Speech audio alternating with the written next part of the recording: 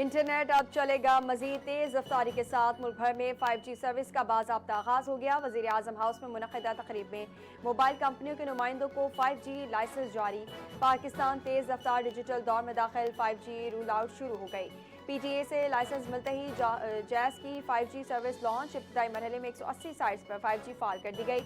इस्लामाबाद, लाहौर, कराची, पेशावर और Quetta 5G network से मुंसलिक। रावलपिंडी, मुल्तान और फैसलाबाद में भी 5G सर्विस दस्तयाब होगी।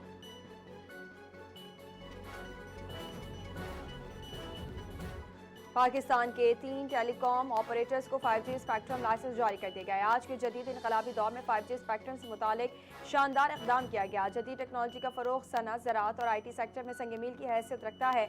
वज़ीर आज़म शहबाज शरीफ का तकरीब से खिताब, कहा पाकिस्तान के हर कोने, गाँव और देहातों में टेक्नोलॉजी लेकर जाएंगे। 5G स्पेक्ट्रम के लाइसेंस की नीलामी इंतहाई शफाफ तरीके से की गई।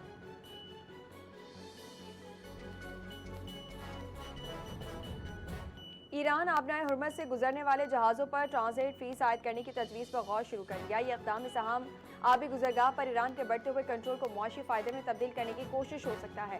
गैर मुल्की खबरसा एजेंसी का दावा, अमरीका और इसराइल के साथ जारी जंग के आगाज़ से ही ईरान ने इन जहाज़ों की नकलो हरकत मुतासिर की है। एक ईरानी रुकने पार्लिमान ने कहा कि एक बिल ज़ेर गौर है जिसके तहत आबनाए हुर्मज़ से गुजरने वाले ममालिक को, चाहे वो तिजारती सामान, तवानाई और खुराक की तरसील कर रहे हों, ईरान को टोल और टैक्स अदा करना होगा। ईरानी मीडिया का दावा।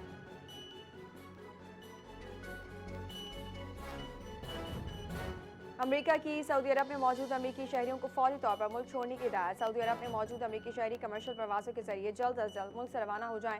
अमेरिकी सिफात खाने का बयान, कहा सऊदी फ़ज़ाई हदूद में मिसाइल और ड्रोन हमलों के खतरात में इजाफा हो रहा है। रियाज, जद्दा और दमाम के एयरपोर्ट्स फाल हैं और शहरी खला के लिए दस्तयाब हैं। शहरी सऊदी अरब के वार्निंग सिस्टम की हिदायत पर अमल करें और अपनी हिफाजत को यकीनी बनाएं।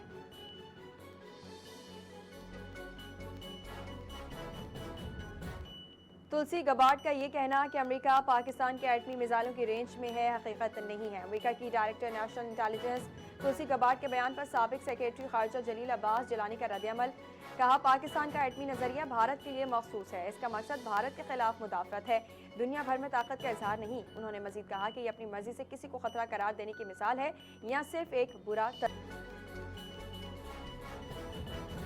सुई सदर ने गैस फराहमी का नया शेड्यूल जारी कर दिया। चांद रात से ईद के पहले दिन गैस दिन भर दस्तयाब होंगी। तमाम दिन से रात 12 बजे तक गैस की फराहमी बिला तातुल जारी रहेगी। ईद के दूसरे रोज़ रात 12 बजे से सुबह 6 बजे तक गैस मौतल रहेगी।